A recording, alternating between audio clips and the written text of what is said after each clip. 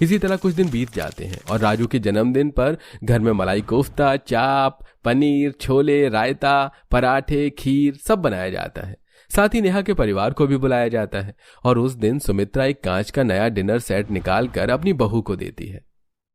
बहू, ये dinner set कल ही लाई हूँ मैं। आज तुम्हारे घर वाले भी आ रहे हैं तो तुम सबको इसमें खाना देना। जी माँ जी।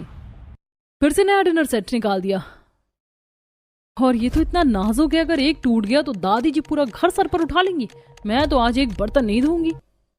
नया और महंगा डिनर सेट देखकर नेहा काफी खुश होती है और जब उसके परिवार वाले आते हैं तो वो सबके साथ उन सभी को उस महंगे कांच के बर्तन में खाना देती है। पूरा परिवार इतने महंगे बर्तन में खाना खाकर काफी खुश होता है। बहन जी, आपके घर में तो काफी महंगे बर्तन हैं। अब समझ में आया क्यों मेरी बेटी इतनी तारीफ कर रही थी। अरे कहाँ आशा बहन, आप लोगों ने जैसे हमारी खातिरदारी करी थी उसके सामने तो ये कुछ भी नहीं है। हाँ, मेरा खाना हो गया, मैं जा रहा हूँ बर्तन लेकर।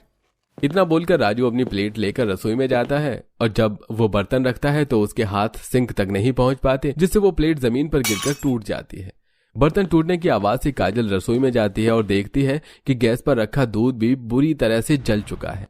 अब काजल जल्दी से गैस बंद करती है और दूध जलने की महक से जब आरती, नेहा और सुमित्रा रसोई में जाती हैं तो टूटे बर्तन और जला हुआ बर्तन देखकर सुमित्रा दोनों बहू को डांटती है।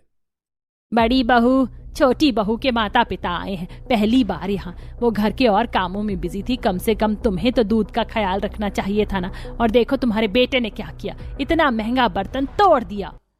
काकी जी, दूध देवरानी जी ने रखा था तो आप इसके लिए उसे ही सुनाओ। और रही बर्तन टूटने की बात, राजू अभी छोटा है, कांच के बर्तन हैं, गिरेंगे तो टूटेंगे ही ना। अगर आपको इतना ही दुख हो रहा है कांच का बर्तन टूटने का, तो घर आए मेहमानों के लिए इतने महंगे बर्तन निकलते ही क्यों हैं?